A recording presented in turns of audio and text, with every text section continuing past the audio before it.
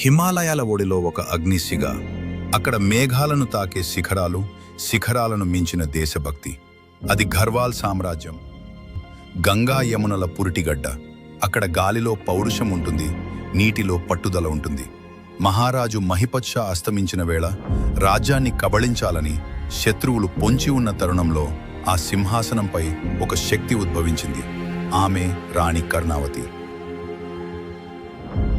ఢిల్లీ సింహాసనంపై ఉన్న షాజహాన్ కళ్ళు ఈ మంచు కొండలపై పడ్డాయి. ఒక స్త్రీ రాజ్యాన్ని పాలించటమేంటి అని అహంకారంతో 30,000 మంది సైన్యాన్ని ఘర్వాల్పై దాడికి పంపాడు. నజాబత్ ఖాన్ నాయకత్వంలో మొఘల్ సేనలు కదం తొక్కాయి. వారు కొండలను చూసి నవ్వారు, కానీ ఆ కొండల వెనుక దాగి ఉన్న కత్తివేటును ఊహించలేకపోయారు. శత్రువును ఎలా ఎదుర్కోవాలో రాణి కర్ణావతికి తెలుసు. తన సైన్యం తక్కువే కాని తన నేల గొప్పది. ఆమె శత్రువును ఆహ్వానించింది. మొఘల్ సైన్యం కళ్లకు అహంకార పొరలు కప్పుకొని పర్వతలోయల లోపలికి చొచ్చుకు వచ్చింది. ఒక్కసారిగా దారులు మూసుకుపోయాయి. పైనుంచి రాళ్ల వర్షం, ఇరుకైన దారుల్లో ఆకలి కేకలు. లోయలన్నీ మృత్యుకుహరాలుగా మారాయి. ఘర్వాల్ సైనికుల దెబ్బకి మొఘల్ సేనాని మోకాళ్లపై ప్రాణభిక్ష వేడుకున్నాడు.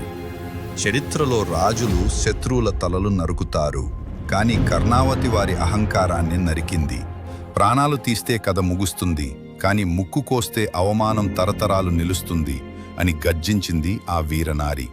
శత్రు సైనికుల ముక్కులు కోయించి ముఖంపై ఓటమి ముద్ర వేసి ఢిల్లీకి తిప్పి పంపింది.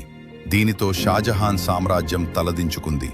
హిమాలయాల గాలిలో ఒక కొత్త పేరు మారుమోగింది. అదే నాక్ కటి రాణి. రాణి కర్ణావతి అంటే కేవలం యుద్ధం మాత్రమే కాదు, ఒక మంచి పరిపాలన దక్షురాలు కూడా. ఆమె ప్రజల కళ్ళల్లో ఆనందం చూసిన తల్లి. డెహ్రాడూన్ వీధుల్లో, కాలువ ప్రవాహాల్లో ఆమె పేరు నేటికీ వినిపిస్తుంది. ఆమె ఒక ధైర్యం, ఆమె ఒక చరిత్ర, ఆమె భారతావని గర్వించదగ్గ హిమశిఖరం.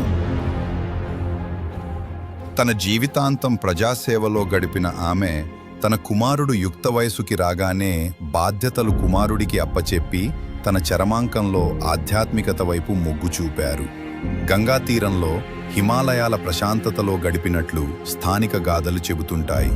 ఆమె నిర్మించిన ఆలయాలు, ధర్మశాలలు నేటికీ ఆమె భక్తికి నిదర్శనంగా నిలిచాయి.